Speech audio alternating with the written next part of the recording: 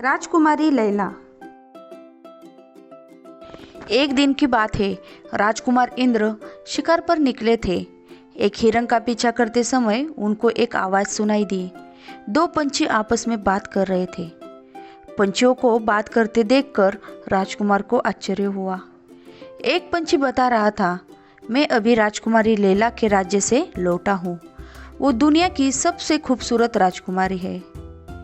राजकुमार इंद्र ने पंछियों से पूछा कि राजकुमारी लैला कहाँ रहती है, लेकिन पंछी कुछ बताए बिना उड़ गए। राजकुमार इंद्र ने राजमहल लौटकर अपनी माता रूपवती और पिता धैर्य सिंह से राजकुमारी लैला को ढूंढने की इजाज़त मांगी।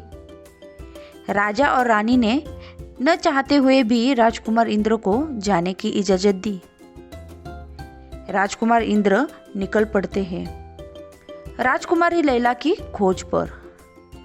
एक नदी के पास पहुंचकर नदी का पानी पिया और अपने भोजन की गठरी खोली, लेकिन सारी मिठाई को चींटियां लगी थी। राजकुमार मिठाई जमीन पर रखकर निकलने वाले होते हैं, तभी चींटियों का राजा उन्हें आवाज़ देकर कहता है, राजकुमार तुम बहुत दयालु हो। अगर तुम्हें कभी भी हमारी जरूरत पड़ी तो हमें जरूर याद करना। राजकुमार को कुछ दूर जाने पर एक आवाज़ सुनाई दी। एक शेर दर्द के मारे कराह रहा था। राजकुमार इंद्र ने उसके पैर में घुसा कांटा देखा।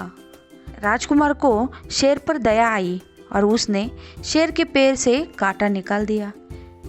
तभी शेरनी वहां आई और राजकुमार इंद्र पर हमला करने ही वाली थी। शेर ने उसे रोका और बोला, इसने मेरी मदद की है, ये दुश्मन नहीं है। इसने तो मेरे पैर से चुभा हुआ कांटा निकाला। शेरनी ने राजकुमार को धन्यवाद दिया और बोला, हम तुम्हारी कभी भी मदद कर सके तो हमें खुशी होगी। आगे जाने पर राजकुमार की नज़र एक बीमार फकीर पर पड़ी। वह प्यासा था। राजकुमार ने उसको पानी पिलाया। फकीर तृप्त हुआ।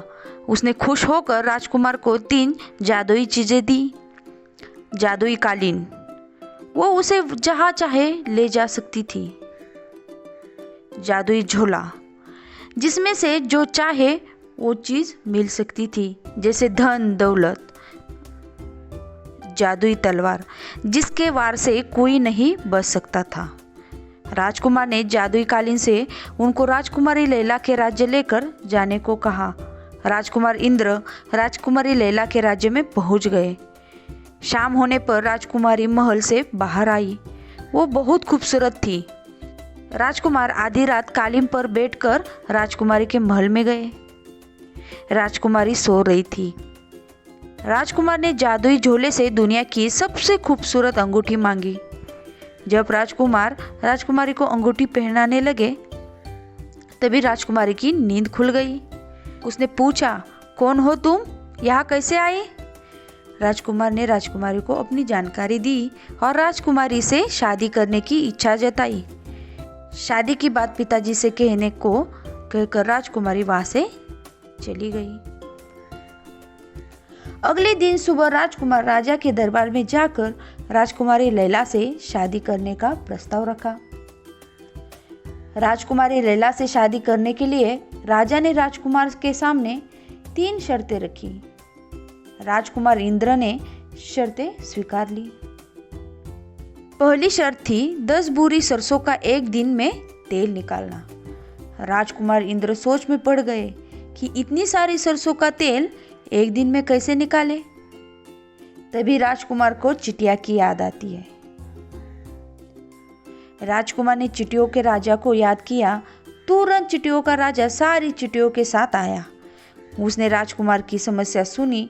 मेहनती चींटियों ने बड़ी फुर्ती से कुछ ही घंटों में सारी सरसों का तेल निकाल दिया। एक शर्त तो पूरी हुई। राजा ने दूसरी शर्त बताई। राज्य के अंत में एक गुफा में 2 दानव रहते हैं, उनको मारना है। राजकुमार गुफा के पास गया, तभी राजकुमार को शेर और शेरनी की याद आई। राजकुमार ने शेर और शेरनी को आवाज़ दी। शेर और शेरनी तुरंत वहां पहुंच गए। राजकुमार ने उन्हें दानवों के बारे में बताया। शेर और शेरनी दोनों दानवों को मार देते हैं। इस तरह दूसरी शर्त पूरी हुई। तीसरी शर्त थी एक बड़े पेड़ को ज़्यादा से ज़्यादा 2 वार में काटना। राजकुमार को फकीर की बात याद आ गई। राजकुमार ने जादुई तलवार निकाली। सिर्फ एक वार में पेड़ के 2 टुकड़े हो गए। राजकुमारी लैला और राजकुमार इंद्र की शादी बड़े धूमधाम से हुई।